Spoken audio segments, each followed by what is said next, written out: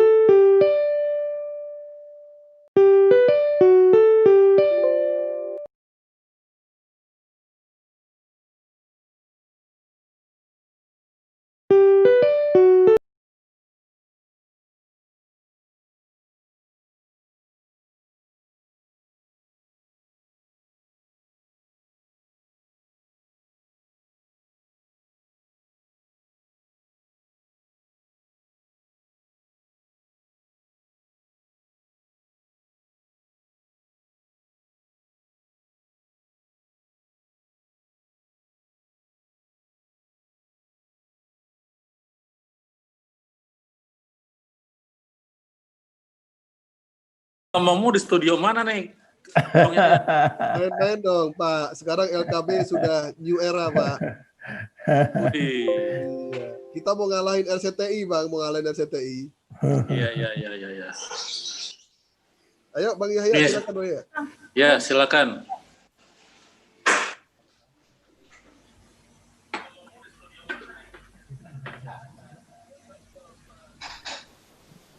Terima kasih Safira, Bang Imbong, Pak Kadir, dan pasukannya di Dinas Kebudayaan. Kemudian Bang Chandrian At-Tahiyat. Udah gitu ada Kiai Haji Ahmad Hazami. Lu Ahmad Hazami apa ya? Terus ada Kiai Rudi, ada Kiai Sayadi, ada Bang Beki tuh, Bang Beki on, Bang. Oh, ada Bang Beki, ada Fawas, ada yang lainnya lagi. Tadi sudah mempersilahkan Bang Beki, barangkali Bang Beki ingin mengutarakan perihal diskusi kita ini, Bang Beki. Kan kita mau lebaran haji, barangkali ada yang disampaikan dulu kali dari Bang Beki. Silakan, Bang.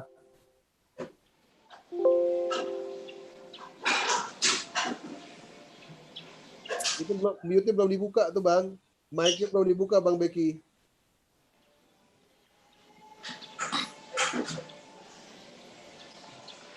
Beliau ini di mana ya? Di rumah apa di... Ada yang bisa bantu nggak hostnya tuh buka mic-nya Bang Beki itu? Oh, Ada. Lanjut. Oke, Sedang acara, lanjut. lanjut ya, Oh, lanjut sedang ya. acara. Iya. Iya, oke, baiklah.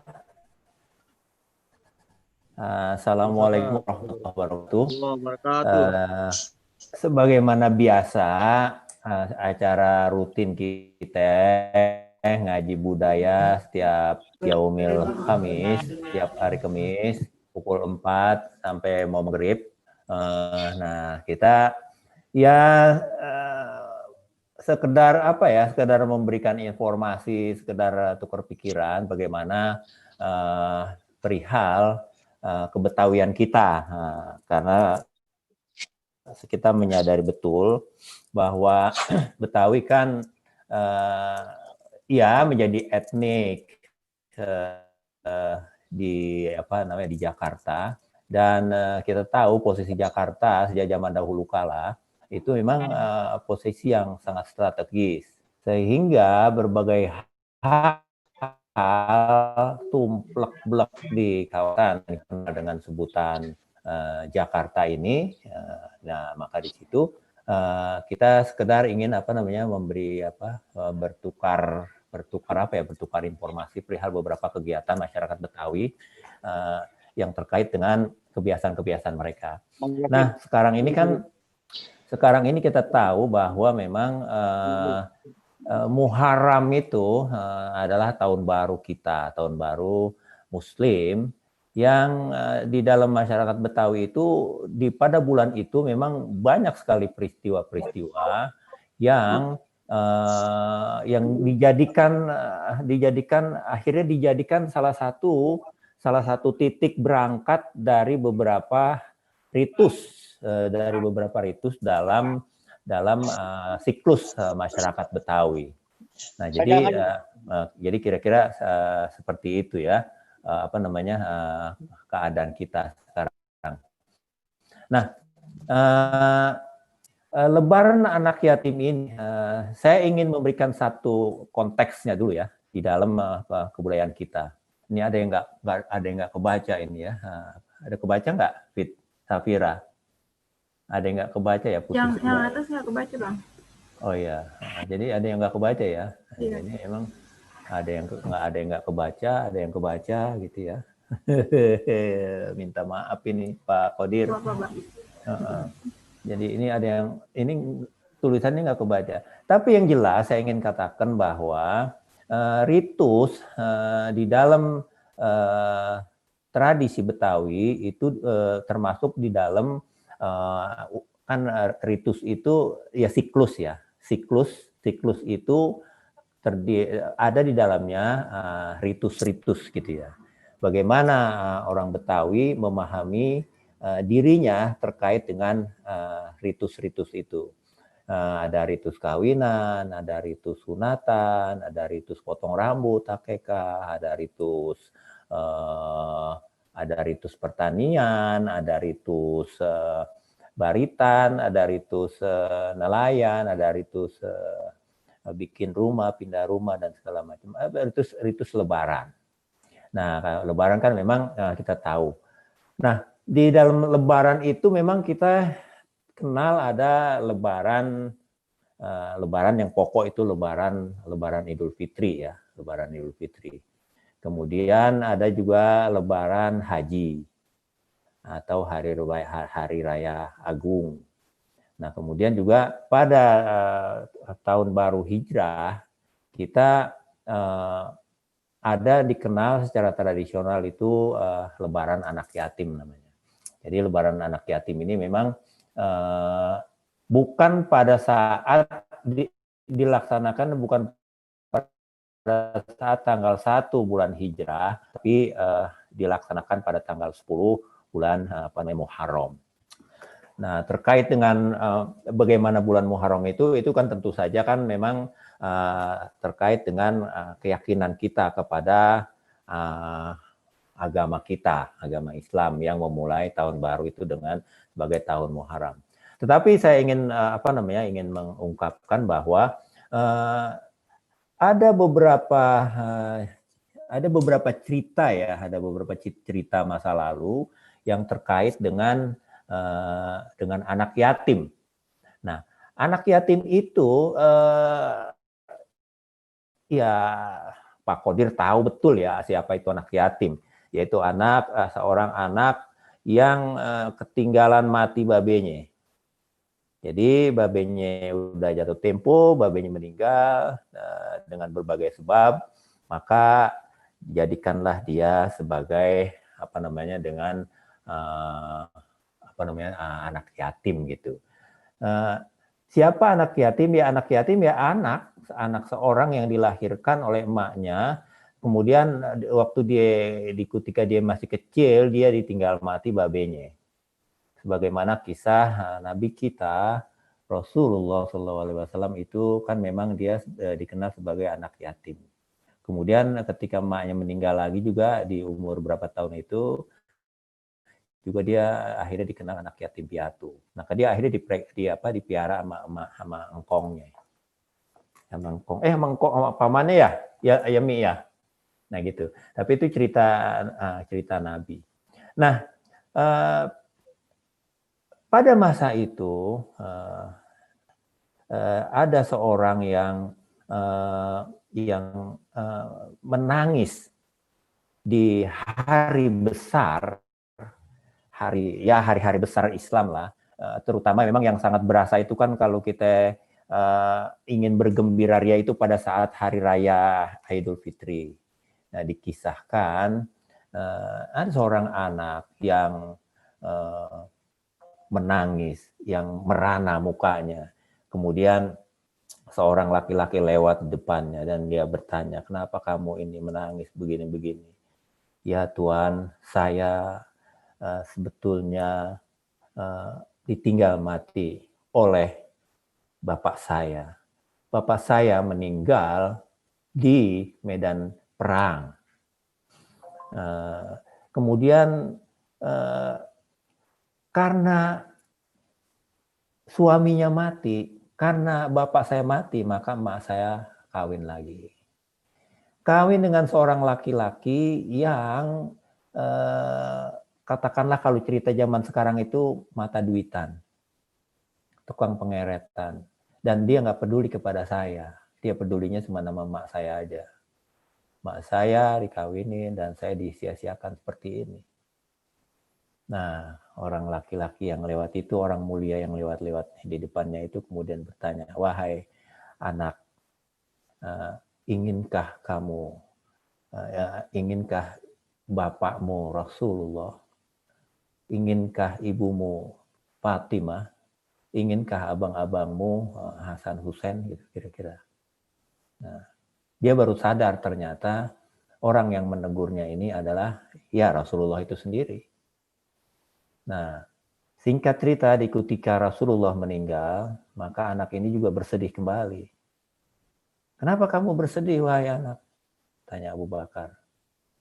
Nah, karena orang tua saya meninggal. Nah, maka kamu akan aku jadikan anakku sendiri. Kira-kiranya seperti itu. Nah, tapi memang cerita anak yatim ini di dalam banyak versi, terutama yang kita disebut ketika dia sudah menjadi seorang anak walon gitu ya. Jadi cerita yang tadi kan itu cerita anak walon yang disia-siakan. Jadi memang ceritanya ya begitulah. Nah, kemudian dari banyak cerita seperti itu, maka kita membiasakan diri kita untuk memberikan menyantuni anak yatim. Banyak perintah-perintah tentang itu. Nah, saya ingin memberikan informasi perihal hal lain di dalam diskusi kita ini. Bahwa memang kalau sejak zaman dahulu kala memang, terutama pada masa kolonial, bahkan zaman konfigurasi masyarakat Betawi itu ya seperti yang ini di sini ada di screen ini. Ada orang Betawi Selam, ada orang Betawi Serani, ada Care Cine, ada Cine, Islam apaan, Islam yang terpengaruh dengan Bombay, Igame Care Bombay, India gitu ya. Ada ini terkait bangsa Mualim, kemudian Islam KTP orang biasa atau Sukama, sunat kawin mati gitu ya, bangsa Kite, orang Gedongan, ada juga orang Arab yang disebut dengan saudara emak gitu ya, saudara emak, jadi akhwal gitu ya. Nah, pada bagian ini, pada bagian konfigurasi ini, tetap saja anak yatim itu ya begitu nasibnya, tetap tidak adalah orang yang menderita meskipun dia dari keluarga yang berada, karena ternyata memang kasih sayang seorang bapak itu begitu penting di dalam hidup dia kemudian hari. Karena barangkali memang kalau emak adalah sumber kasih sayang di dalam konsep kita, tetapi memang ayah itu menjadi satu sosok lelaki Betawi di dalam rumah tangga itu, menjadi sosok yang keberadaannya besar, tetapi dia tidak bisa menguasai lingkungan, bahkan lingkungannya sendiri, sehingga dia bisa berbagi dengan belahan jiwanya, yaitu istrinya. Maka istrinya memang kepada anak tetap memegang peranan utama. Ibu rumah tangga itu memegang peranan utama di dalam rumah tangganya. Nah, sehingga segala sesuatu orang perempuan di Betawi itu lebih mengetahui urusan-urusan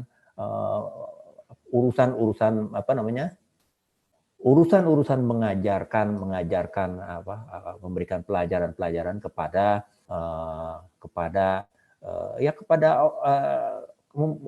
bukan hanya pelajaran ya, semua nilai-nilai yang ada diajarkan dari dapur seorang emak. Nah, ketiadaan seorang ayah yang menjadi penyangga dari kondisi yang kondusif dari keberadaan rumah tangga itu, ketika dia tidak ada, dia sudah meninggal dunia, anak-anak itu menjadi yatim piatu, terasa ada sesuatu yang bocel di dalam piring itu. Jadi kira-kira begitu. Nah, sehingga sehingga anak-anak itu merasa kehilangan sesuatu yang penting untuk dijadikan sebagai satu sandaran bagi keberlangsungan eksistensi dia sebagai seorang anak itu. Jadi anak yatim ini adalah seorang yang umurnya tentu saja dia belum balik ya. Jadi kalau dalam perspektif rumusan anak yatim itu, maka dia orang yang belum dewasa. Sampai dia menjadi dewasa, barangkali prinsip-prinsipnya menjadi lain lagi gitu ya. Kira-kira seperti itu. Jadi maksud saya, maka ini bisa begini ya. Mana nih tadi? Maka memang Lebaran anak yatim itu menjadi ekspresi dari masyarakat Betawi untuk menunjukkan rasa hormatnya kepada seorang anak yatim, orang anak yang ditinggalkan oleh babenya. Sehingga di dalam ritus itu, di dalam upacara itu, beberapa hal dilaksanakan. Jadi orang-orang yang berada itu memang sengaja menyiapkan segala sesuatu di dalam rumahnya untuk memberikan kebahagiaan, menyiapkan segala sesuatu itu disiapkan untuk diberikan kepada anak yatim itu. Nah, di pagi hari pada tanggal 10 itu kan jatuhnya jadi tanggal besok ya, hari Minggu ya kalau nggak salah ya. Jadi pada tanggal 10 itulah ada disebut hari Lebaran Anak Yatim. Dan bagi seseorang yang memang masih kuat tenaganya, kuat upayanya, dia nggak mengumpulkan anak yatim di rumahnya, seperti yang sekarang sering kita ketahui. Tetapi dia berkeliling ke rumah-rumah orang yang memang di dalam rumah itu ada anak yatimnya. Maka dia sampaikan hadiah-hadiah macam-macam. Kalau dulu memang di dalam ajarannya, di dalam hadisnya dikatakan kita harus mengelus kepala si anak yatim itu. Nah, kata mengelus ini kemudian bukan cuma sekedar mengelus gitu ya. Tetapi mengelus ini adalah pemahaman harfiah dan pemahaman non harfiah. Jadi kira-kira begitu. Nah, di samping memang dia melakukan mengelus kepala anak yatim itu, tetapi dia memberikan kasih sayang. Kasih sayang ini macam-macam. Ada yang dia berikan hadiah, ada yang memang dia kasih macam-macam lah. Tetapi memang yang lebih penting lagi di dalam konsep Lebaran Anak Yatim ini, menjadikan anak yatim itu seorang anak yang tidak mendapatkan kasih sayang dan mendapatkan kecukupan yang dia butuhkan sampai dia memahami hidup ini. Artinya dia sampai dia menjelang dewasa atau akil balik, dikatakan seperti itu. Maka itu yang dipersiapkan. Maka itu banyak orang-orang juga yang zaman sekarang ini mengelus kepala anak yatim itu dengan memberikan beasiswa atau santunan pendidikan sampai dia betul-betul mandiri gitu. Atau kalau dia memang anak orang yang tajir, maka wali yang diperintahkan mengelola harta bendanya itu memang betul-betul menghitung semua harta kekayaan warisan yang diwariskan kepada si anak yatim itu untuk dikelola secara benar.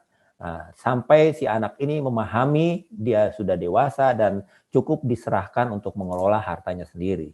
Tapi yang ingin disampaikan dalam upacara Lebaran Anak Yatim ini memang anak yatim yang memang dalam keadaan kurang gitu ya, karena kan kalau orang kaya meninggal itu harta warisnya yang diserahkan kepada mereka masing-masing setelah dipraid itu kan memang cukup besar dan cukup cuman memang kebahagiaan batiniah yang belum dirasakan oleh si anak yatim yang ditinggalkan oleh ayahnya ini. Maka peran kasih sayang orang-orang yang menjadi ayah angkatnya itu adalah begitu penting di dalam di dalam kehidupan si anak yatim itu sendiri.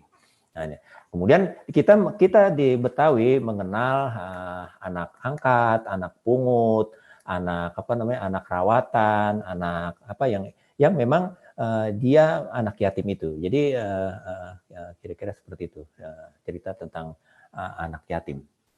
Ini gimana ngembaliinnya ya, Pan ya?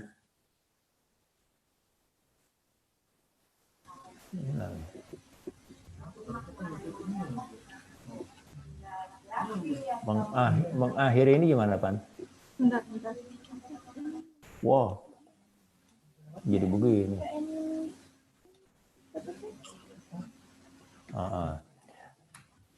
Bentar Bang, bentar. Lanjut aja Bang. Ya, nah jadi di orang Betawi itu memang sebetulnya peran dikecilin. Nah, tadi ya. Ya, trim. Nah, peran pengaturan itu semuanya karena memang ternyata dari dulu itu anak yatim itu memang diberikan perhatian secara khusus oleh lingkungan sendiri.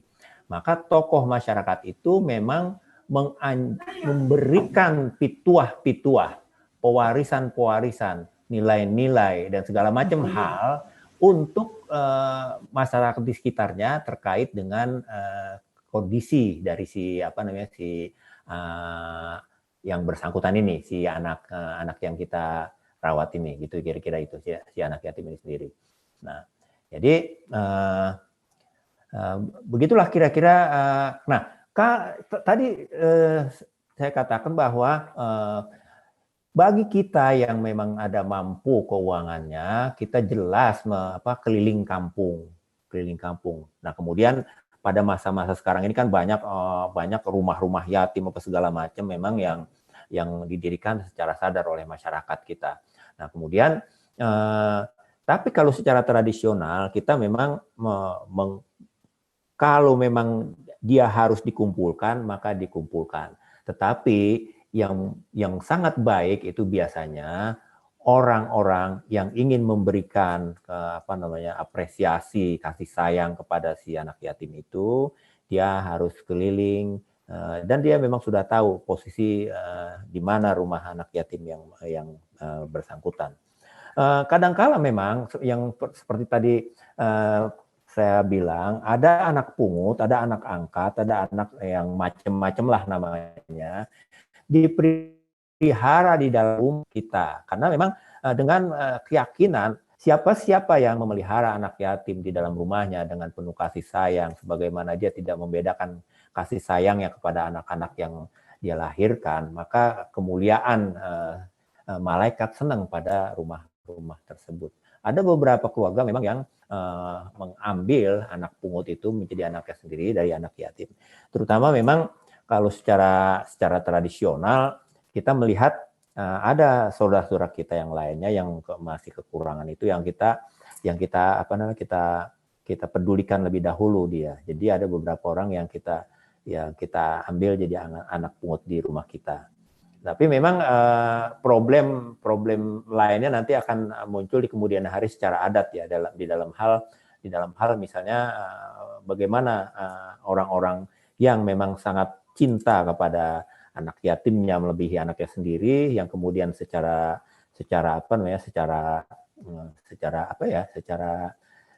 gegabah ya, tanpa memperhitungkan macam-macam hal, dia memberikan harta waris kepada si anak pungut ini yang berstatus si anak angkat itu ya.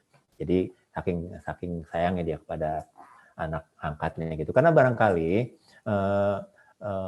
anak yatim yang dirawatnya itu memang lebih pandai atau lebih pintar, atau memang terkadang orang-orang itu merasa kewalahan dengan memelihara anak yatim, karena memang biasanya anak yatim itu mempunyai kelebihan baik dari sisi yang negatif maupun posisi positifnya.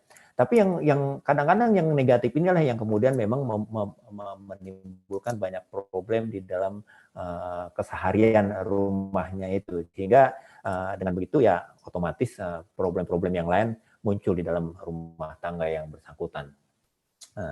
Jadi kira-kira begitu. Bang Hazami barangkali nanti akan menambahkan ya Bang Hazami. Memang sengaja kita kemarin saya udah minta kepada siapa yang ada di sini, atau Pak Qadir silakan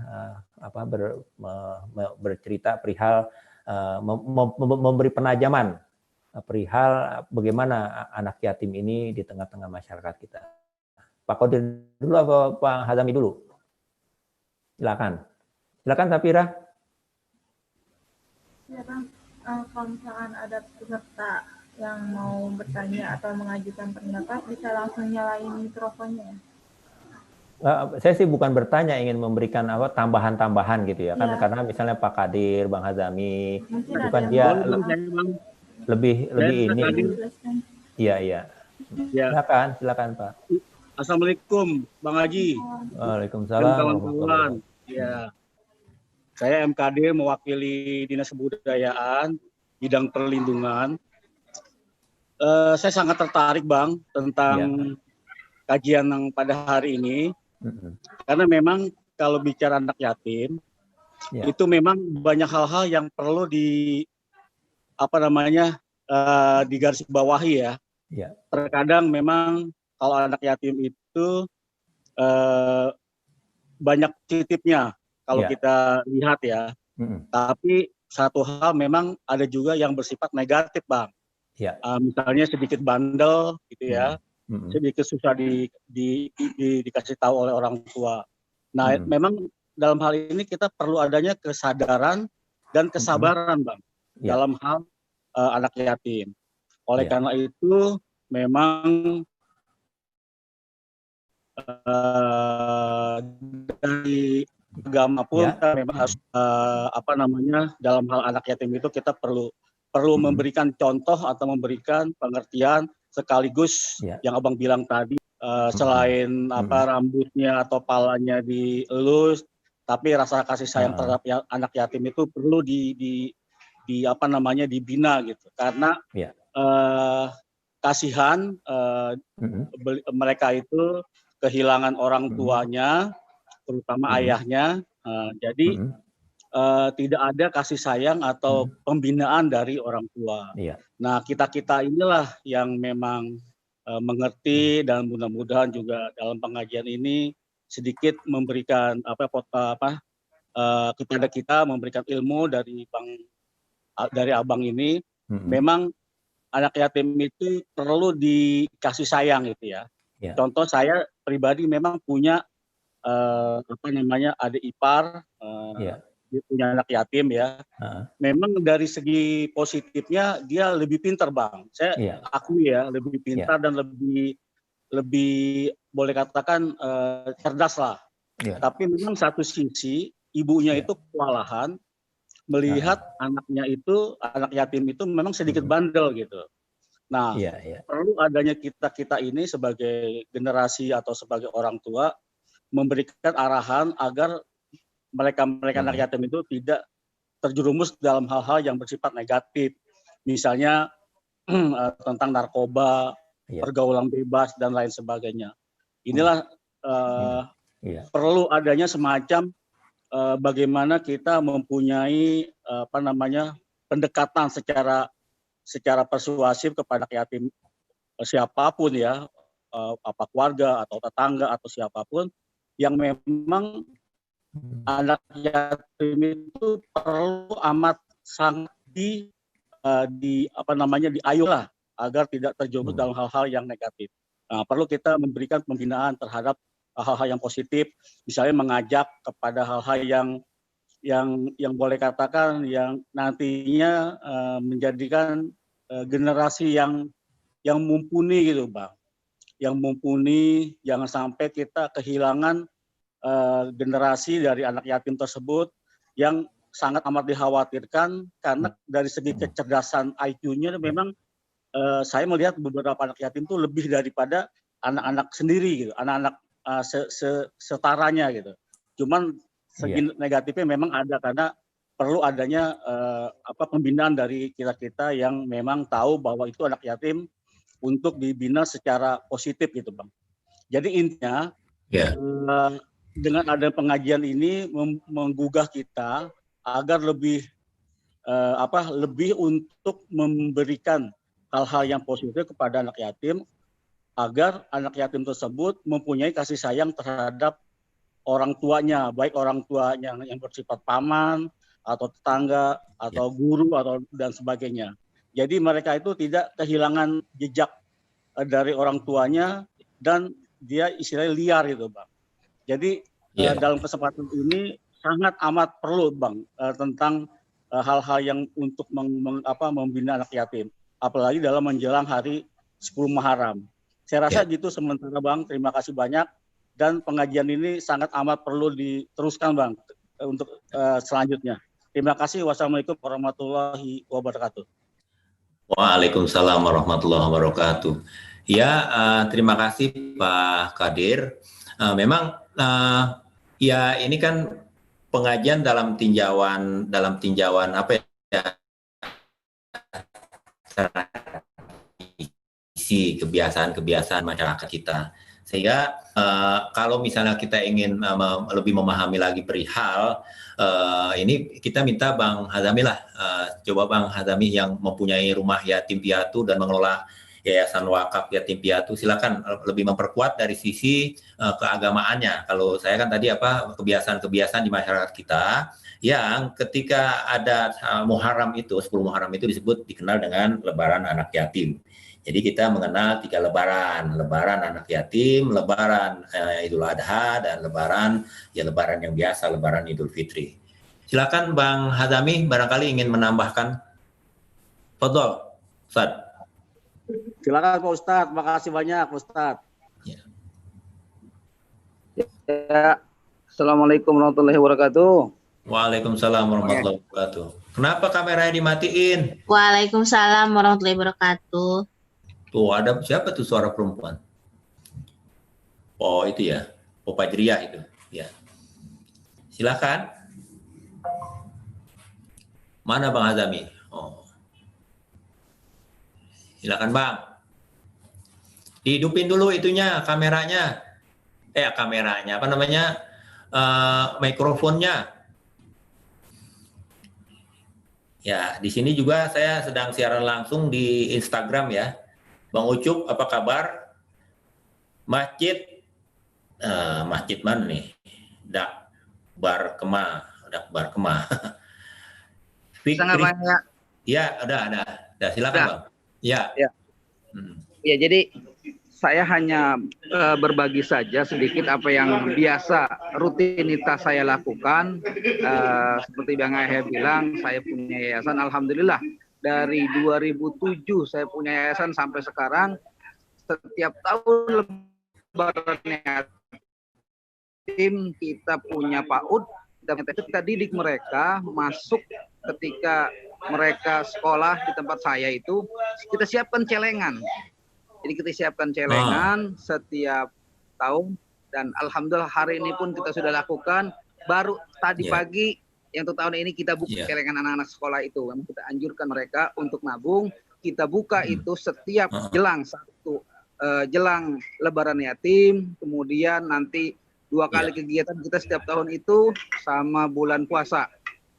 Nah, hari ini kita buka tadi pagi, saya buka, alhamdulillah. Walaupun di masa pandemi, anak-anak ngumpulin recehan, memang kalau dihitung recehan semua, nilainya kurang lebih sudah 2 jutaan lebih. Alhamdulillah. Kebiasaan ini kita ajarkan kepada anak-anak adalah upayanya mereka nanti saling berbagi. Karena dari anak-anak yang mampu kepada anak yang tidak mampu.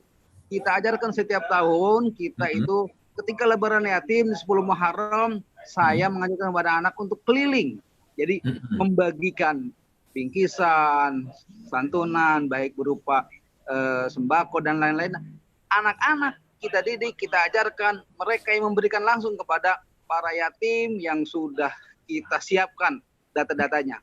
Di kunjungan, kita keliling, jalan kaki, dari rumah ke rumah, mengunjungi mereka-mereka, baik janda, yatim, satu persatu, masing-masing murid PAUD tersebut membagikan kepada mereka yang membutuhkan, mereka yang berhak untuk menerimanya.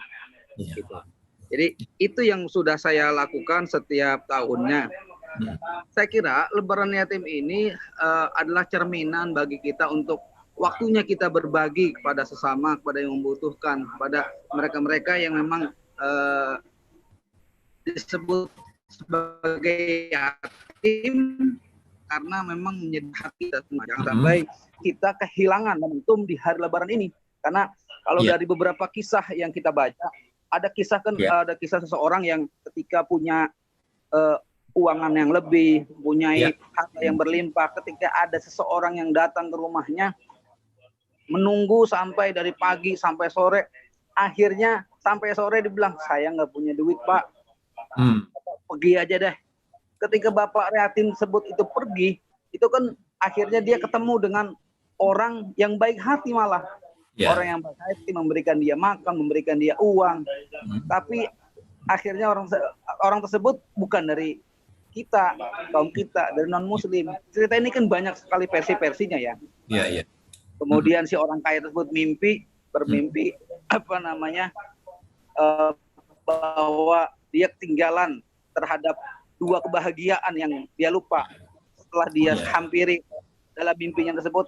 Orang Nasrani tersebut ketemu dan diceritakanlah bahwa orang Nasrani tersebut memberikan santunan kepada yatim, dan akhirnya si orang kaya tadi merasa merugi. Nah, ini menampilkan bahwa pesannya adalah orang kaya hari ini harus memang berbagi ketika di hari Lebaran yatim sangat dianjurkan, sangat disunnahkan oleh Nabi SAW. Ada dalam sebuah hadisnya, mohon maaf saya lagi lupa hadisnya. Kemudian yang paling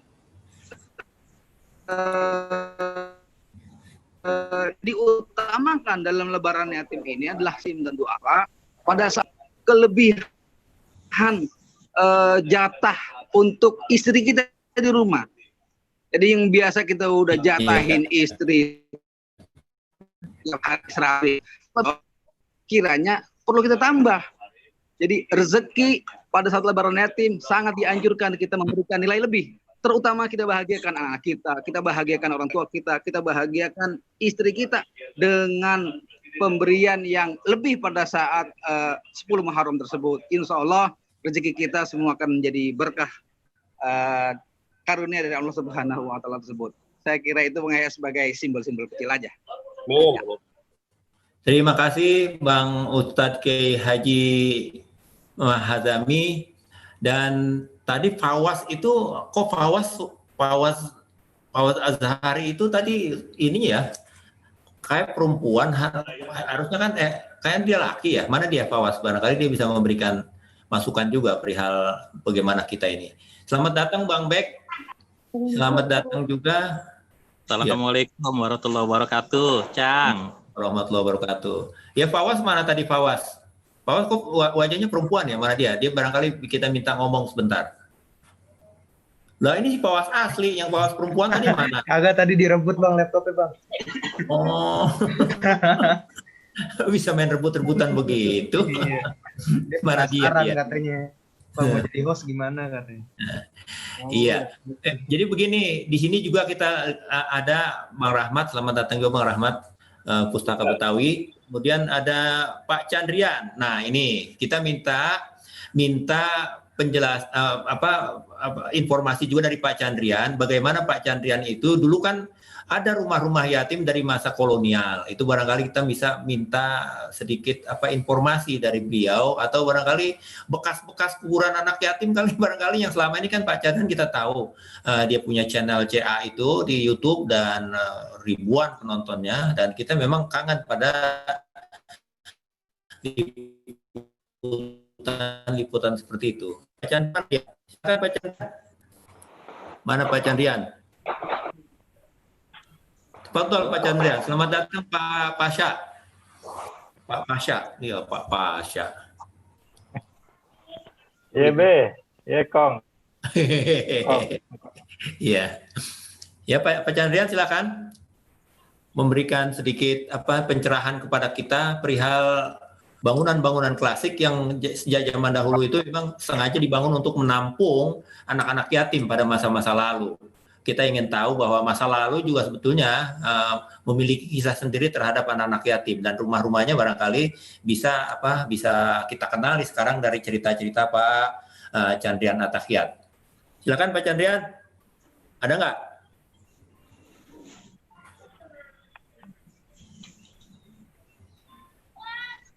Nggak ada suaranya ya? Ya, masuk ya. Ah, ya silakan. Ya, bisa tuh Pak, orang kenal muka Bapak yang ganteng. Iya, nanti ini saya pakai handphone rada-rada gaptek nih kalau pakai handphone. Oh, begitu ya. Iya, silakan Pak. Jadi begini, Bang Yahya, Bang Kadir, Bang Hajami, dan lain-lainnya. Zaman dulu itu orang Betawi itu diem-diem bikin semacam panti. Ya. Jadi tidak ada bekasnya. Yang ada bekasnya justru orang-orang Kristen. Ya. Panderstur itu di Keramat dekat Matraman ada. lantas juga di belakang seberang Sarinah juga ada, itu semuanya Kristen. Dan itu umumnya disupport oleh pemerintah Hindia Belanda. Tetapi baru yang namanya orang Betawi menggarap panti seperti ini, itu kalau tidak salah zamannya Bang Husni Tamrin. Ternyata itu yang di Kramat Raya, yang dekat Tripoli itu ada panti asuhan muslimin. Itu kalau saya melihat rujuk kepemilikan rumahnya adalah rumah Muhammad Husni Tamrin. Barangkali banyak orang yang belum tahu rumah itu, ternyata itu rumahnya Muhammad Husni Tamrin. Nah, itu baru digarap tahun 20-an. Tapi baru itu terlihat, dan bangunannya juga bukan bangunan Indonesia, sisa bangunan Belanda yang dipakai. Nah, ini cukup menarik sekali. Jadi ada sebuah tradisi barangkali secara saya interpretasikan bahwa orang-orang Betawi itu tidak mau sombong. Udah, yang penting datengin orang-orang itu satu persatu, yang namanya anak Kualon, anak Tere, atau yang namanya yatim. Didatengin semuanya. Ya, saya sendiri belum punya data panti asuhan yang sifatnya yatim piatu yang dikelola oleh orang lokal selain Muhammad Husni Tamrin. Nah, barangkali ada dari penonton di sini memberi informasi, akan saya lacak nantinya. Ini menarik sekali. Dan jadi ada sebuah tradisi yang didatangi satu persatu dan diberikan santunan pada dulu. Tapi sekarang beda, sudah mulai ada rumah-rumah yatim. Tetapi ada juga rumah yatim ini justru hanya mengorganize, tapi bukan dari uangnya sendiri, dari uang donatur. Betul. Dari segala penjuru pelosok dapat uang, terusnya untuk menghidupi kelangsungan hidup, bukannya yatim saja, tetapi rumah yatimnya untuk kelangsungan hidup. Nah, ini ada sebuah perbedaan antara sebelum dan sesudahnya. Dan saya sendiri juga belum tahu mana yang sebaiknya dilaksanakan. Karena kalau zaman dulu dilaksanakan diam-diam, itu biasanya dengan uang yang sifatnya personal, tidak minta sumbangan. Tapi sekarang minta sumbangan. Jadi ini yang kita serahkan kepada siapa yang bisa memberikan pencerahan kepada saya, dan juga nanti apabila ada rumah piatu yang sudah tua, tapi yang dikelola oleh orang-orang Betawi, saya lacak semuanya sampai ke penjuru pelosok Jakarta, tapi dibantu sama Bang Yahya. Ya, Pak Chan, thank you Pak Chan. Begini, masjid-masjid tua kita itu, apakah di dalam nggak ada kisah-kisah perihal anak yatim itu ya, Pak Chan? Dari yang Pak Chan pernah lacak Kalau gitu di ya? masjid tua itu tidak ada. Yang ada adalah nanti pembagian terutama di bulan puasa. Bulan puasa itu juga dijatuhnya pada tanggal 21 Ramadan. Kalau orang Jawa mah selikuran. Orang Betawi itu udah malam tomo. Kalau orang Betawi itu rebutan ketupat. Saya sendiri sampai nggak bisa napas, ketindih sama orang-orang yang lebih gede lagi untuk rebutan itu. Jadi ini tidak ada informasi yang sifatnya gerakan sosial secara terbuka dalam mengelola yatim piatu ini. Saya yakin ini apabila terbuka barangkali sebuah kegiatan yang sangat ditakutkan oleh pemerintah kolonial pada saat itu. Tumbuh sebuah persatuan sehingga ini akhirnya semua diam-diam saja. Satu diam-diam juga mencari ibadah, diam juga barangkali ketakutan diciduk. Nah, ini tentunya mesti ada orang yang lebih tua dari Bang Yahya nih yang jelasin apakah takut diciduk atau gimana. Thank you Pak Chan. Memang lembaga-lembaga pendidikan Islam di Betawi kayak di Kuitang itu ya Pak Chan ya, dan di beberapa tempat itu kan memang rupanya perihal penanganan keyatim piatuan itu memang ini ya nggak tercatat ya Pak Chan ya? Ya, nggak ada arsipnya. Jadi kita susah sekali mencari semacam yayasan yang bergerak untuk mengangkat anak-anak yatim ini. Tapi kalau yang di panti asuhan muslimin itu saya yakin ada. Ya, berarti yang kalau panti asuhan muslimin itu yang sekarang akhirnya dikelola oleh Muhammadiyah itu ya Pak Chan ya? Kalau nggak salah ya? Iya. Oh iya. Berarti bisa juga dikatakan bahwa kaum Betawi saat itu lebih kepada Muhammadiyah kali ya, ketimbang Nahdlatul Ulama.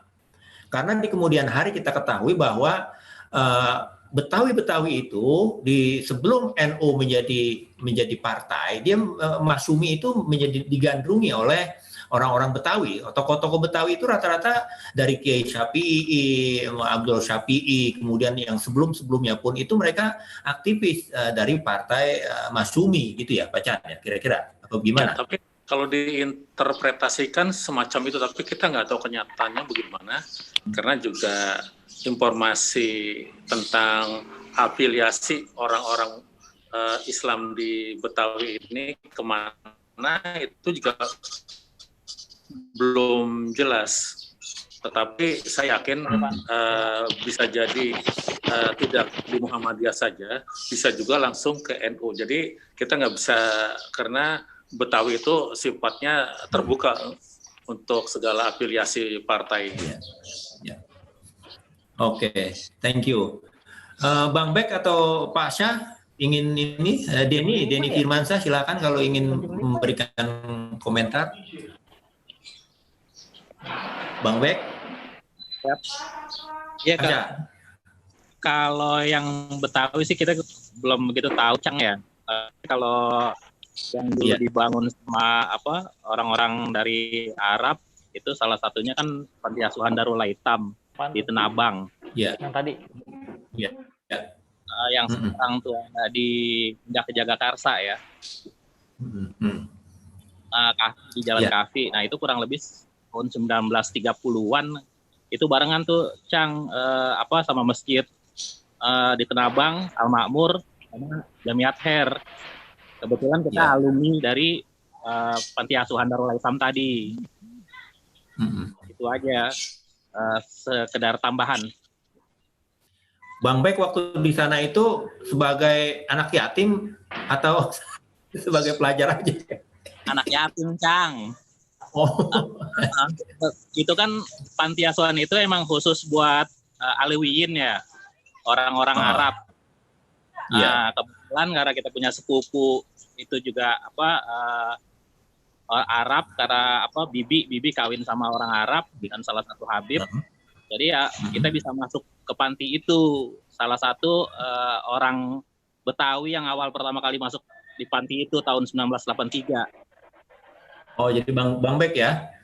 Sebagai anak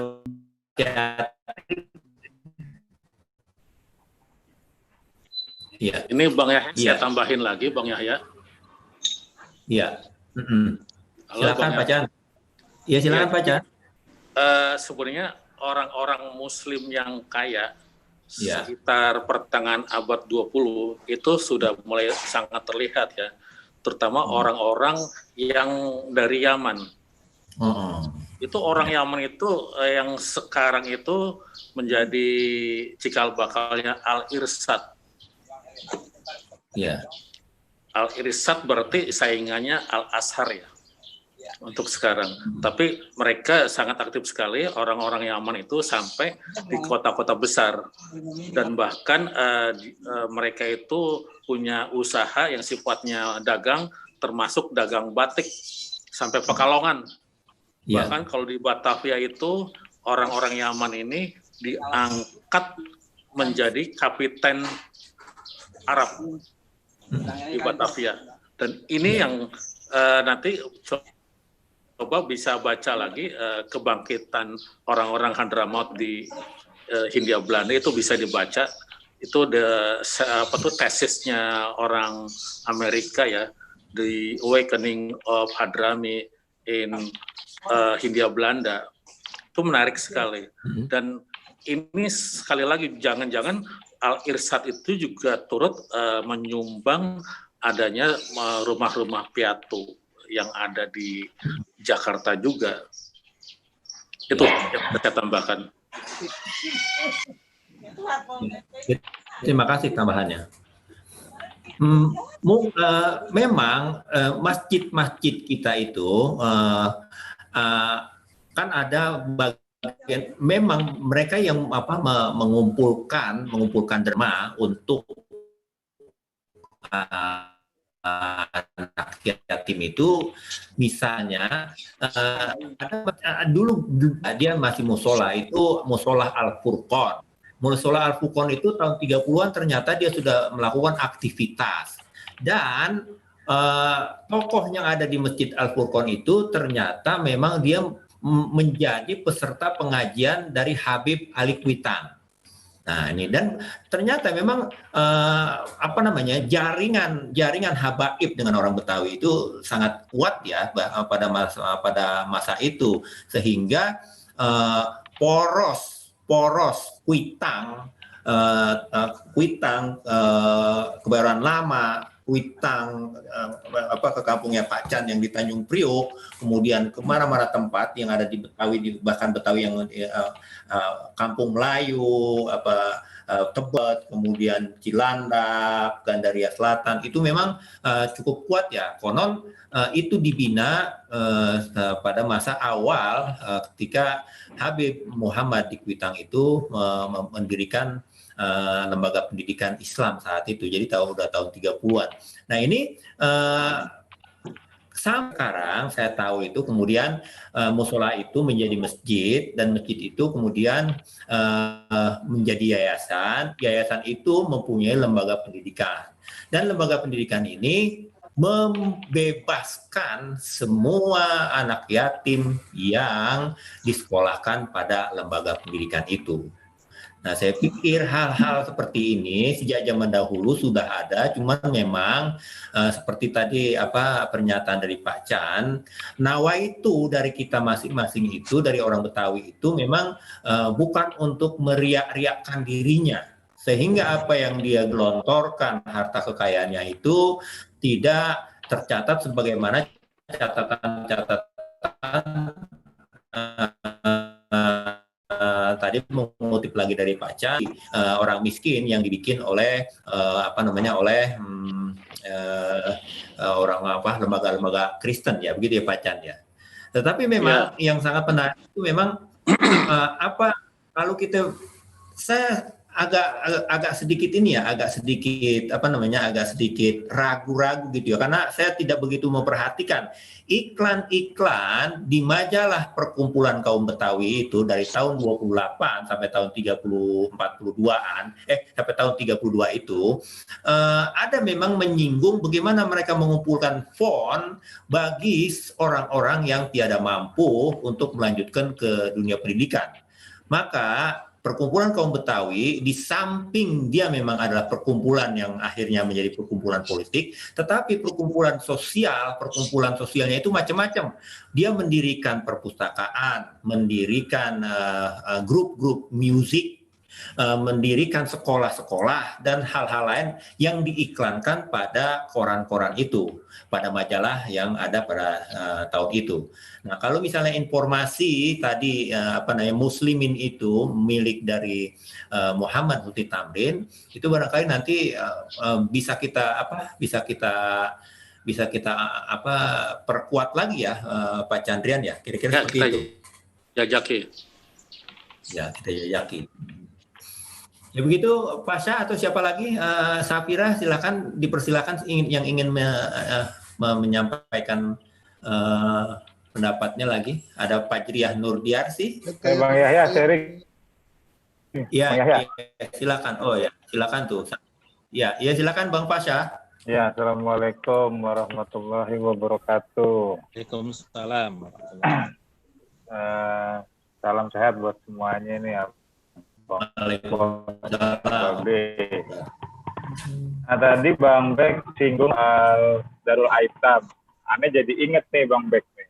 Siap. Iya, jadi kita itu kan dulu punya bukan punya musola sih, pengurus majelis taklim musola Al-Falah tuh. Nah itu gurunya tuh namanya kita namanya Ustazah Lo tuh di Kemanggisan, dekat Kober. Haji Lo itu ada koneksi lah ke Darul Aitam tuh. Nah, kita itu sebagai pengurus majelis taklim musola Al-Falah itu ya masuk ya walaupun aktivis ya, tapi aktivis lokal lah ya, menggerakkan majelis taklim, pengajian, kemudian juga membuat satu gerakan sosial, mengumpulkan dana buat anak-anak yatim gitu. Yang Anda tahu karena ustazahnya Haji Lo itu ke Darul Aitam tuh. Ane inget sempet lah waktu masih bocah tuh ya, nemenin tuh.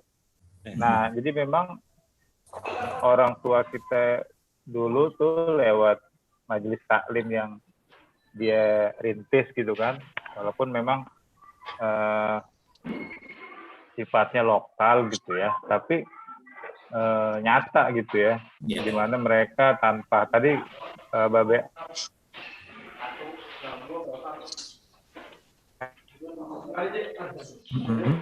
benar-benar anggota majelis taklim itu solid gitu ya, ngumpulin infak sedekahnya buat anak yatim gitu yang disalurkan ke Darul Aitam.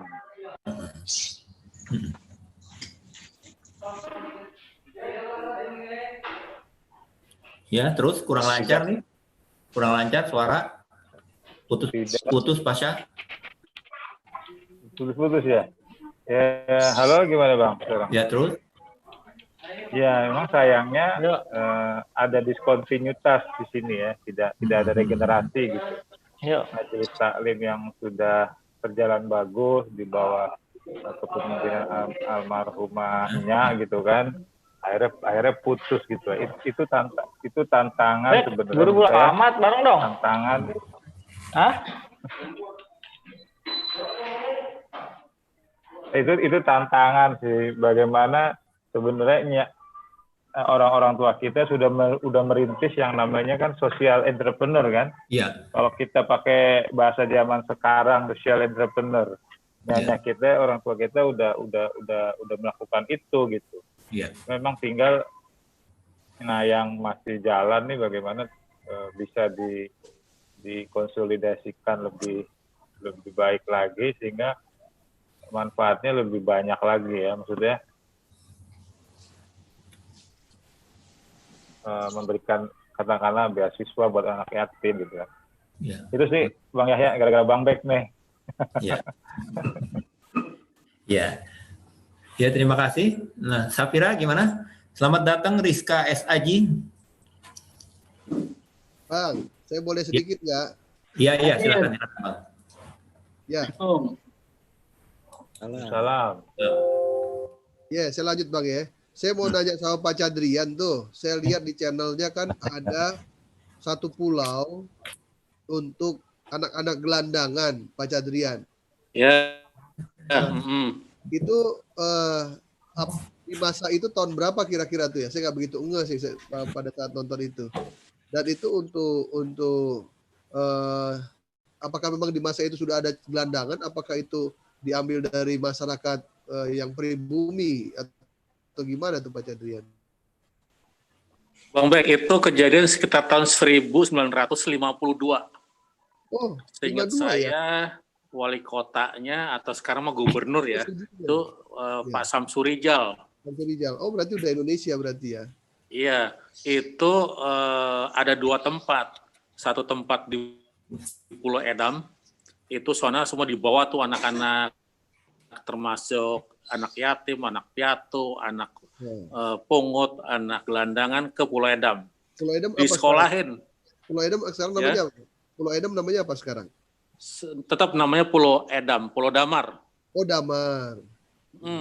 Kalau mau mancing ke sana nanti bisa ketemu ada orang-orangnya. Oh. Terus satu lagi pulau? Satu lagi bukan di pulau, tapi di Jatinegara. Oh. Iya. Jadi itu adalah upaya gubernur yang pada saat itu dia dari kelompok Muslim. Jadi dia itu gubernur Muslim yang akhirnya punya inisiatif. Artinya dari pemikiran Muslim, saya nggak tahu partainya partai apa, tetapi disebut-sebut sebagai gubernur yang punya attitude Muslim. Itu dia coba mengangkat isu sosial untuk anak yatim seperti ini. Satu di Pulau Edam, yang satu Jatinegara. Yang Jatinegara saya tidak bisa lacak di mana di Jatinegara itu. Apakah rumahnya sudah ada apa enggak ada, atau memang ada sebuah bangunan yang dimanfaatkan pada saat itu.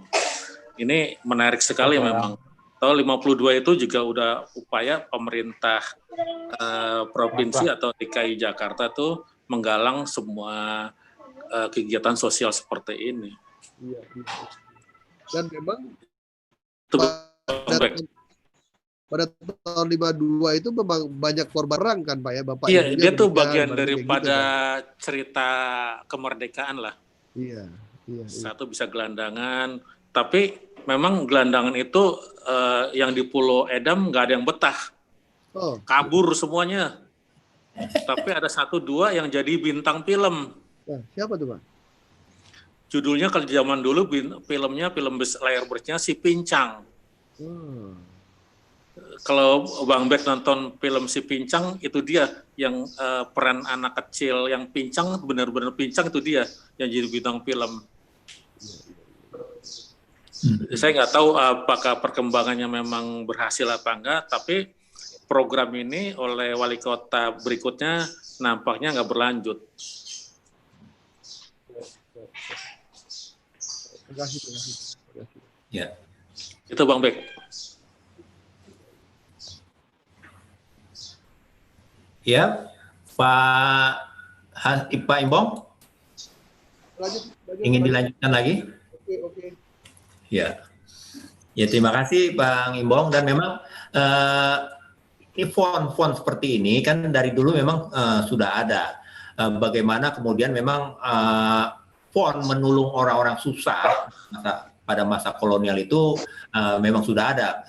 Sebagaimana juga kalau cerita ada dulu orang kesengsaraan orang-orang kita yang melakukan ibadah haji karena kehabisan bekal gitu misalnya, itu kan ada selalu dibuka font-font. Tetapi memang font itu begitu saja menguap tanpa ada catatan-catatan yang memadai untuk penelusuran kesejarahan seperti sekarang yang kita perlukan ini. Nah, sama ini juga terkait dengan bagaimana catatan-catatan itu yang kita butuhkan untuk melacak bagaimana ke anak yatiman itu ada. Kalau misalnya organisasi syarikat Islam jelas yang berdiri tahun 1908, kemudian yang Islam itu kan misalnya ada kemudian muncul Muhammadiyah, muncul NU, itu dua sekolah-sekolah Islam yang ada dibangun pada saat itu tentu saja asumsinya pasti ada bagian-bagian yang merawat khusus untuk orang-orang fuqara wal masakin, anak-anak yatim. Karena bagaimanapun juga anak-anak yatim ini kan sudah tertera perintahnya di dalam Al-Quran maupun dalam Al-Hadis. Jadi kira-kira gitu. Jadi bagaimana kamu sembahyang bisa khusyuk karena kamu nggak mempedulikan anak yatim. Jadi kira-kira seperti itu. Jadi kaitan-kaitan ini seperti memang misalnya kalau kita masukin tromol masjid itu, kita masukin tromol itu barangkali kan ya Pak Panitia pengurus DKM itu melaporkan setiap hari Jumat bahwa pemasukan segini. Tapi kemudian laporan-laporan detail perihal penggunaan itu yang tidak ada bisa kita temukan. Bisa aja Darul Aitam maupun ormas-ormas keislaman pada saat itu melakukan ini, tetapi memang catatan untuk dibutuhkan pada masa sekarang dalam rangka konstruksi sejarah kita, sejarah keanak yatiman ini, itu nggak bisa kita dapetin. Bang Nas di sana tuh melambai, Bang Margana, Betawi Today, Buh siapa nih? Bang Buh, HS, Bang Bukhari ya kan kira-kira. Jadi ini saya membuka juga di YouTube ya. Kok di YouTube, di Instagram. Nah, kita bersiaran langsung. Silakan ada yang menambahkan lagi sebelum ini, waktunya juga sudah 25 lebih dikit, kita bisa. Bang Sayadi barangkali bisa menambahkan, silakan Bang. Sebagai orang yang aktivis di masjid masjid Kemayoran. Silakan Bang Sayadi.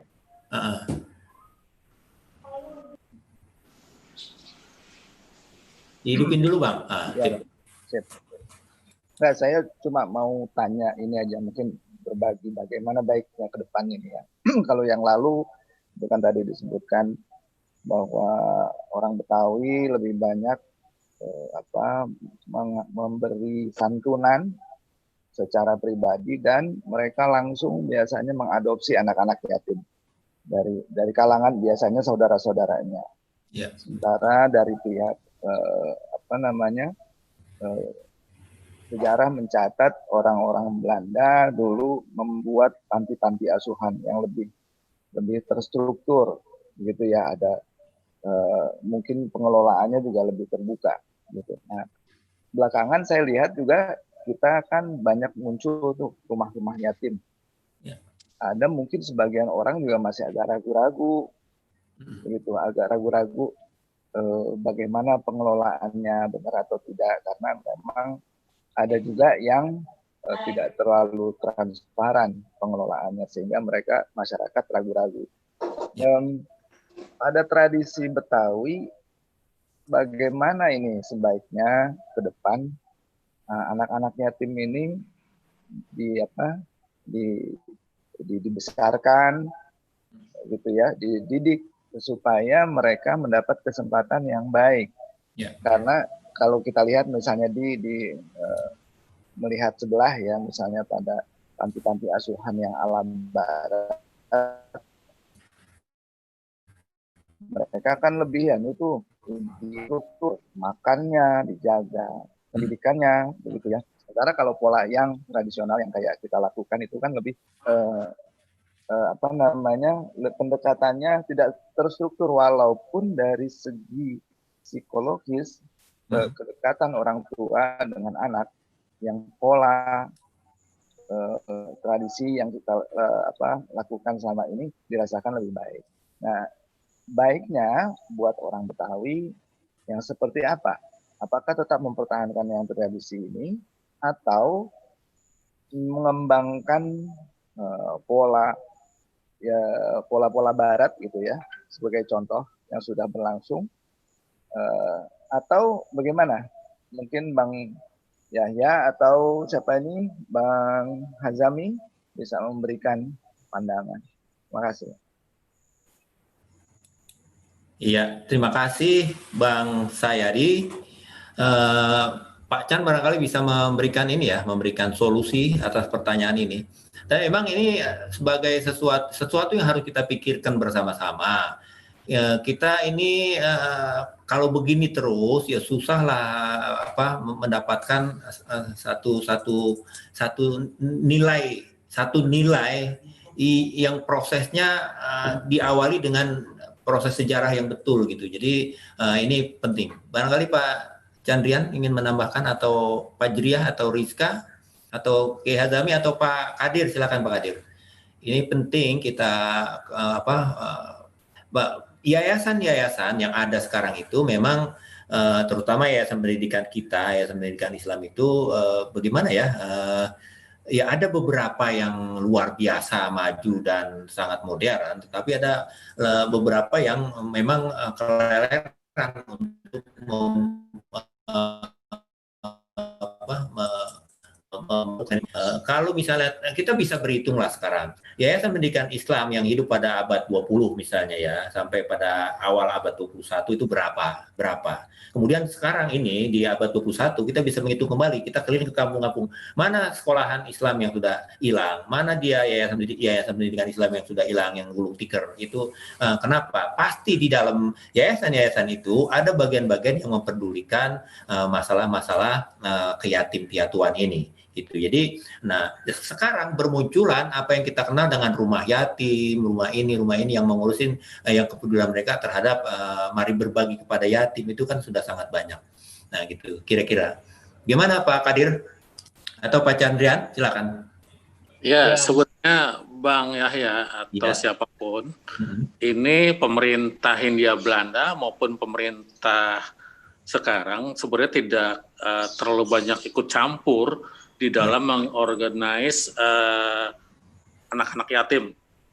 Memang waktu zaman Belanda, Hindia Belanda tuh ada namanya PON, namanya Jubilee PON. Jubilee PON ini 1917 sampai tahun 30-an. Ini hanya menolong orang-orang yang korban kebakaran, yang sifatnya kota. Dan saya yakin ini juga atas inisiatifnya Bang MHT nih, supaya memperhatikan warga kota lebih sejahtera. Dan menurut saya ini penting sekali juga diperhatikan. Jadi silakan kalau zaman sekarang mau dengan panti piatu atau yatim itu nggak jadi masalah, karena zaman sekarang itu Pak Sayadi orang udah repot. Punya duit banyak, repot ngasihnya kalau satu persatu karena dia punya pekerjaan lain. Jadi akhirnya berikan kepada rumah yatim itu. Nah sekarang tinggal kita percaya apa enggak kepada rumah yatim itu. Karena metode itu adalah cara seperti itu udah modern, ketimbang satu-satu mendatangi yatim itu kan menekan waktu lama. Akhirnya dengan cara rumah yatim ini penting sekali untuk disupport. Tetapi juga kita minta agar organisasi rumah yatim ini juga memberikan trust kepada masyarakat Muslim di Indonesia maupun Jakarta bahwa mereka itu kredibel. Mereka itu istilahnya sanggup mengelola itu dengan transparan dan jujur. Ini yang harus ditingkatkan. Bukan berarti nanti ada diam-diam, nggak taunya ada kepentingan bisnis di dalamnya. Tapi bagaimana kita juga mengontrol agar masyarakat mengelola itu bisa secara terbuka juga. Saya yakin sekarang lebih bagus dari Bang. Ya, saya mungkin menambahkan aja Bang. Ini koneksi terputus ya. Ya, silakan. Ya, saya sangat amat tertarik dengan apa yang disampaikan barusan dari guru saya Pak Chandrian ya. Memang benar sekali itu, memang kita perlu adanya boleh katakan sedikit kewaspadaan dengan menjamurnya rumah-rumah yatim itu.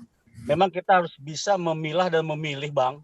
Itu mana-mana yang kredibel dan bisa menimbulkan trust terhadap masyarakat Muslim. Nah memang perlu adanya kajian atau semacam boleh survei lah ya, orang-orang atau yayasan atau apapun namanya yang memang benar-benar perlu dibantu dan sesuai dengan kriteria dalam hal membina anak yatim dari segi baik fisik maupun secara mental, itu memang amat sangat perlu dibantu oleh kita-kita lah boleh katakan. Tapi benar juga, benar Pak Chandrian, dengan adanya kita memilah dan memilih itu, jadi orang-orang yang memang mempunyai atau pihak-pihak yang mempunyai yayasan itu memang harus segera dibantu gitu. Dengan catatan ya kita bisa melihat dari segi pendataan ya, pendataan misalnya di dalam yayasan tersebut atau di dalam panti tersebut ada berapa anak, kemudian macam-macam data lah, sehingga kita dengan sukarela memberikan informasi kepada saudara, kepada diri kita sendiri, kepada keluarga, kepada masyarakat untuk membantu benar-benar yang sesuai dengan arahan dari yayasan tersebut gitu. Ya. Memang betul juga pemerintah mungkin juga banyak urusan dengan lain. Harusnya memang kita Bang, terutama dari orang-orang yang peduli ya, atau apa gitu yang untuk melihat data-data tersebut, sehingga yang benar-benar perlu dibantu segera ya kita bantu gitu. Ya. Nah, oleh karena itu pendataan itu memang siapa yang memulai gitu Bang. Siapa orang-orang atau komunitas mana yang mau memulai untuk mengkaji atau pendataan sehingga kita dikasih informasi atau ke masyarakat bahwa yayasan tersebut atau yatim tersebut atau rumah yatim yang tadi disampaikan oleh Pak Chandra itu memang layak dibantu gitu. Menimbulkan trust sehingga mereka benar-benar terhadap apa yang diprogramkan gitu Bang. Tapi kalau kita memang saya juga 2 kali bukan tertipu ya. Jadi kita dikasih proposal, kemudian kita bantu. Ternyata begitu kita dilihat, kenyataannya memang ada sebagian yang untuk disalahgunakan, sebagian yang tidak disalahgunakan. Nah, maksud untuk itu kan jadi timbul kita, wah kok kita kayak ditipu gitu. Nah, oleh karena itu, tapi saya ikhlas ya, karena kan itu untuk kepentingan mereka.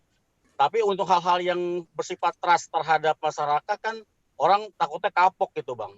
Dengan adanya kita melihat dan memilah dan memilih siapa-siapa yayasan yang kredibel sesuai dengan visi misi dari yayasan tersebut, ya kita ya berkewajiban lah untuk membantu dalam rangka anak yatim itu dapat pelajaran secara baik gitu Pak. Baik fisik, mental maupun secara agama ya, spiritualnya gitu. Sementara itu Bang, terima kasih. Oke, terima kasih kembali Pak Qodir. Dan ada Bang Rizka barangkali mau ingin menambahkan Bang Rizka? Dihidupin dulu Bang. Nih nambah dikit cuman ya. Bang Rizka nih, Bang Rizka pengelola nih, pengelola pendidikan sekolah Islam nih. Bang, sharing Bang. Ya. Jadi ini bukan soal yatim. Kebetulan Bang Pasal lebih tahu lah ya. Sebenarnya saya ini juga ikut ngelola yang namanya Madrasah Aliyah. Adanya di Ciganjur. Ciganjur Madrasah Aliyah namanya Citra Cendekia. Kebetulan ini udah 10 tahun dan ya ini orang-orang Betawi juga yang bikin. Ya. Jadi kita konsepnya sederhana aja sih sebenarnya. Kita bagaimana bisa mendalami 3 pilar untuk membangun manusia di terutama Muslim lah ya, gitu ya. 3 pilar terhadap diniyahnya, terhadap agamanya, terhadap ilmu dan juga terhadap yang namanya intannya. Jadi hubungan sesama dengan kita. Itu 3 pilar itu yang selalu kita tanam. Gitu. Ada persoalan besar di pendidikan kita, di pendidikan Muslim ini adalah semua yang kita ambil itu referensinya adalah referensi Barat. Padahal peradaban Islam di abad-abad 6, ke-7, ke-8 itu luar biasa. Kebetulan khilafah itu luar biasa mendunia gitu. Banyak ilmuwan Muslim itu yang ternyata dihilangkan dalam tanda kutip ketika di Eropa masih gelap gulita, Islam itu sudah maju. Nah, referensi inilah yang terputus gitu. Sehingga ini mohon maaf ya, tapi misalnya gini, Ki Hajar Dewantara itu sebenarnya lebih melihat ke Barat gitu ya. Jadi ada yang salah dengan kita. Kenapa kita tidak mengambil misalnya Ahmad Dahlan misalnya gitu? Yeah. Ahmad Dahlan yang dia bisa membesarkan Muhammadiyah sampai lebih dari 3.000 mungkin asetnya sekarang untuk sekolahan. Bahkan di NTT aja ada Muhammadiyah NTT yang sekolah isinya itu non Muslim juga di situ gitu. Iya. Artinya kan memang sudah terbukti bahwa institusi Islam itu membangun yang bukan cuma soal ilmu, tapi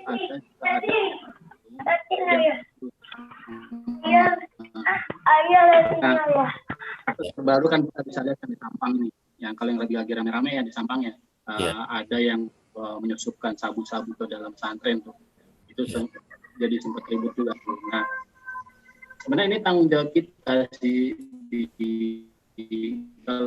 di lingkungan Betawi sendiri banyak ulama-ulama yang sudah membangun pesantrennya, sudah membangun sekolahnya, tapi kondisinya begitu-begitu aja. Nah, itu salahnya di mana ya? Karena dibagilah ini dengan Diknas, dengan Kemenak, jadi dibagi dua. Kenapa? Jadinya sederhananya gini, kenapa sih kami nih di Yayasan Ashabul Kahfi kebetulan lebih memilih madrasah membangun bukan sekolah Islam, madrasah yang jalurnya ke Kementerian Agama, gitu kan? Karena memang ada spirit bahwa madrasah yang dianggap second class gitu, sebenarnya itu yang membangun orang-orang manusia Indonesia gini, sepintar apapun orang kalau tidak ada adabnya ya percuma gitu. Jadi kita bisa lihat lah, ya mohon maaf nih Pertamina gitu misalnya sekarang. Mungkin ya gitu ya orang-orang ya gitu kan. Ya tapi apa yang jadi gitu. Soal adab ini yang kita hilang. Nah makanya kalau misalnya hubungannya, misalnya tadi soal kita ngomongin anak yatim atau segala macam, sebenarnya kalau kita mau menggali di sistem pendidikan Islam sendiri itu sudah teratur semua gitu. Ada yang namanya pemberian kalau ada penyimpangan 1-2 iyalah gitu. Itu kenapa ada hukum-hukum yang di dalamnya juga melekat di situ gitu ya. Saya rasa sih itu sih ya. Jadi ya mungkin saya nggak ikut dari awal gitu ya. Jadi nggak tahu bahasan-bahasan yang lebih utama apa sih. Menarik sih ini. Kalau ini kita bisa sharing ya, Madrasah Alia ini tantangannya luar biasa. Luar biasa berat gitu ya. Tapi toh kita juga bisa, misalnya baru-baru ini kita cendekia ikut olimpiade yang diadakan oleh LIPI sama beberapa lembaga Mendikbud, malah wakil Jakarta itu pun tidak pernah ada yang, Bang Pasan ya, peran media nih. Kadang-kadang peran media juga melihat peran ukuran keberhasilan. Kenapa sih misalnya sekarang pendidikan ya, itu sebenarnya dari ukuran dari Eropa. Kebetulan dirjennya ini teman saya juga, jadi kita sering berdebat. Dia sangat dewantoro sekali gitu. Nah buat kita itu sebenarnya juga dewantoro. Saya lihat pesantren yang hidupnya bisa ratusan tahun dengan pola-pola yang dianggap kuno gitu ya. Mereka bisa hidup juga. Bandingkan dengan taman siswa misalnya yang dibangun oleh Diajar Dewantoro. Seberapa besar sih taman siswa? Gitu. Artinya nggak cuma sekadar itu, tapi ada nilai keberkahannya juga di situ yang mesti kita pikirkan. Kali itu sih Bang. Iya, terima kasih Bang Rizka. Ya memang problem kita masih banyak, PR kita masih banyak, meskipun kita sudah hidup 14 abad dan kita sudah merdeka 75 tahun, barangkali problem-problem ini masih ada dan sampai sekarang belum bisa kita beresin secara benar gitu ya. Undang-Undang Dasar kita kan jelas mengatur bahwa segala yang tadi kita bicarakan ini, orang susah, orang miskin, anak yatim piatu itu kan diatur, dikelola oleh disantuni oleh negara gitu, dipelihara oleh negara. Jadi itu saja misalnya amanah itu, Undang-Undang Dasar itu memang belum seluruhnya kita dapat kita rasakan karena di sekitar kita masih begitu banyak anak yatim piatu, orang susah, orang miskin, gelandangan, pengemis dan segala macam, masih masih terlalu pekerjaan-pekerjaan yang di ke depan ini diserahkan kepada anak-anak kita, barangkali cucu kita yang akan menangani hal-hal ini. Nah, kita doakan mereka akan menjadi manusia yang betul-betul amanah dan tahu apa yang harus didahulukan dalam kaitan dengan yang kita bicarakan ini, anak-anak yatim. Saya rasa begitu ya semuanya ya, karena memang kita sudah pukul 5:30 dan saya mohon maaf kali ini kita rada muter-muter, melenceng-melenceng, tidak fokus kepada bagaimana masyarakat Betawi melakukan pembinaan terhadap anak yatim ini melalui kebudayaan. Jadi terima kasih semuanya yang sudah berpartisipasi dan siaran langsung juga ada dari Gorontalo, ada nih yang siaran langsung di saya punya Instagram, dan saya serahkan kepada host saudariku tercinta Safira. Silakan Safira. Iya Bang, terima kasih Bang ya udah menyampaikan materi hari ini. Terima kasih juga buat para peserta yang udah join, yang sudah bergabung di Ngaji Budaya hari ini.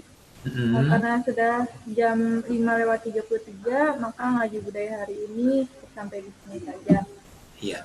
Ya, terima kasih. Wassalamualaikum warahmatullahi wabarakatuh. Waalaikumsalam. Terima kasih Bang Yahya dan teman-teman semua. Ya, Assalamualaikum. Nanti gabung lagi ya, kita rutin tiap siap Bang, siap. Sangat bermanfaat Bang ilmunya Bang. Terima kasih juga Rizka, Pasha, Bang Yahya, makasih. Pertama kepada Bang Chandrian ini, Bang Chandrian, nanti khusus kita minta beliau untuk menjadi pembicara dalam WBTP ya. Dalam WBTP kita minta nih, khususnya bangunan cagar budaya. Oke, begitu saja semuanya ya. Mohon maaf, mohon ampun, kesehatan. Jangan keluar tanpa memakai itu Pak Kodir. Jangan lupa itunya dipakai. Ya, itu semuanya. Berakhir semuanya ya. Ya, makasih Kong. Dan kau Bang Rizka, Bang Say. Oke semuanya. Assalamualaikum. Ya. Waalaikumsalam. Assalamualaikum warahmatullahi wabarakatuh. Waalaikumsalam.